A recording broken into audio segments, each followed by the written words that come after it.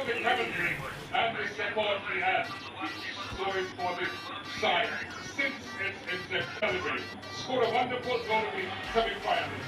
And these are the moments always in the history of the North and Pacific water. Juan Petro Binani, work well done, but the work never finishes. It continues, and they take the prestigious Shimla Trophy and the Durand Cup back home, and they will be celebrating deep into the night. And my God, there come the Dragon Rams to get their peacefully down to our FC. At 6 goals to 1 in the finale.